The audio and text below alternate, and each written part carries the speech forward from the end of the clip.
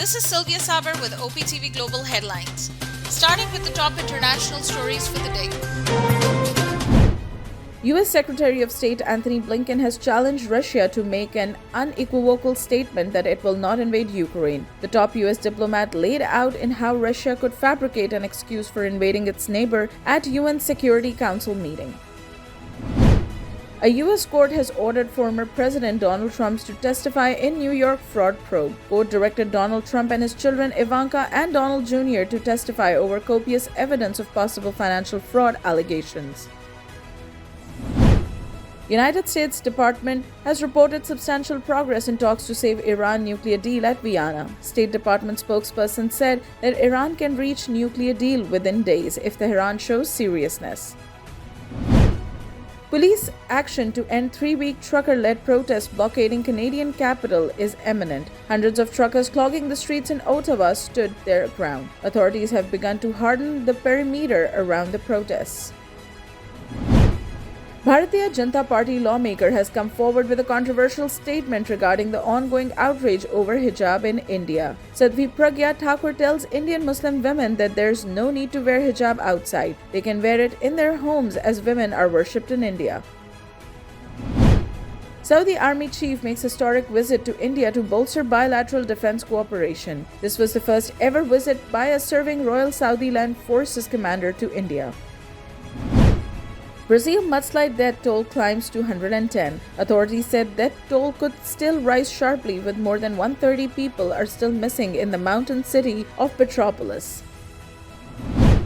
Afghan rescuers are racing against time to pull boy out of well in a remote village. 5-year-old Heather remains trapped for the last 2 days down in a well, Shokak village of Zabul province. Israel has formally announced it will not cooperate with United Nations top human rights body to investigate alleged abuses against Palestinians. Israel accused UN investigation head of campaigning an anti-Israel agenda. Queen Elizabeth II held a virtual audiences the day after she confessed to having trouble moving. The Queen received the Finnish and Jordanian ambassadors via video link at Windsor Castle. Up next, we have the national updates. Chief of Army Staff General Qamar Javed Bajwa is currently on an official visit to Belgium. The Army Chief called on the Secretary General of the European External Action Service and Chairman of the EU Military Committee. EU dignitaries pledged to play their role for increased collaboration with Pakistan at all levels. Microsoft co-founder and philanthropist Bill Gates has appreciated Pakistan's polio eradication campaign. During his maiden trip to the country, President Dr. Arif Alvi conferred Hilal-e-Pakistan upon Gates in recognition of his meritorious services for the people of Pakistan.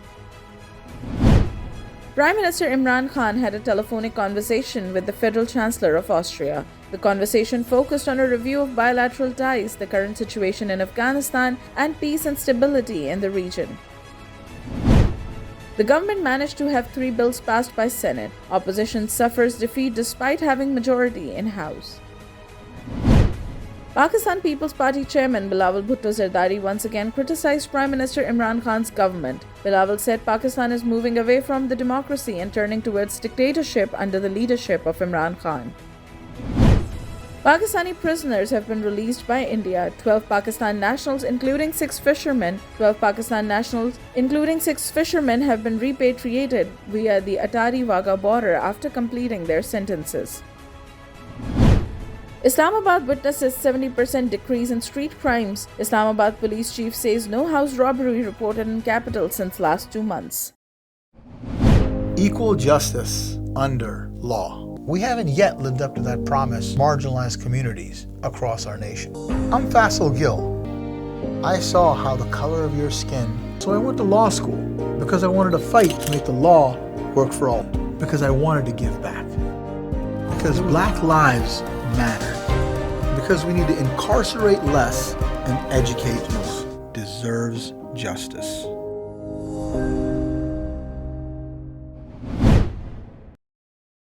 Up next, we have the health updates. The CEO of German vaccine maker BioNTech has warned the world becoming better prepared to deal with future variants. He added that we will have to live with the virus for the next 10 years. US-based study revealed that the anti-acid famotidine drug shows promise against COVID-19 symptoms. Famotidine treatment also led to faster improvements in marker of inflammation. Up next, we have the updates on science and technology. Rare baby ghost shark discovery has delighted New Zealand scientists. Not much is known about these marine creatures because they usually reside at depths of up to 6,000 feet.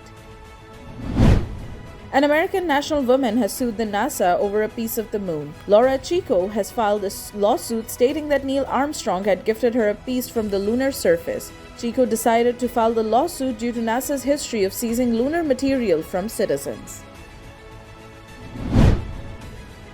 Up next, we have the entertainment updates.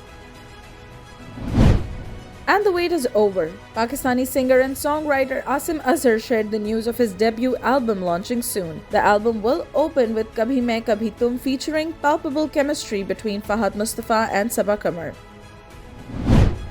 Bollywood diva Alia Bhatt set the red carpet on fire when she arrived at her third Berlin International Film Festival. The starlet's highly anticipated film Gangubai Kathiawadi will be premiered under the category of Berlinale Special. Up next, we have the business updates.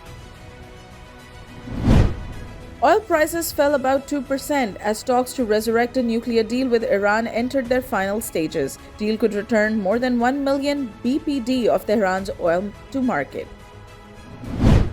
Business community of Pakistan criticized the government for raising prices of petroleum products. They urged Prime Minister Imran Khan to withdraw the increase as if the decision is not reversed. It will become quite difficult to run factories because of the cost of production will skyrocket.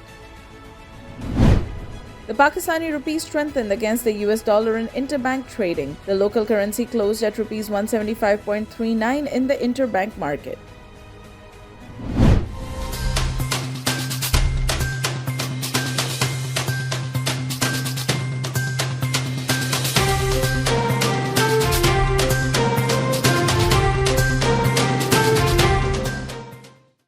Equal justice under law. We haven't yet lived up to that promise, marginalized communities across our nation. I'm Faisal Gill. I saw how the color of your skin, so I went to law school because I wanted to fight to make the law work for all, because I wanted to give back, because Black lives matter, because we need to incarcerate less and educate more. Deserves justice.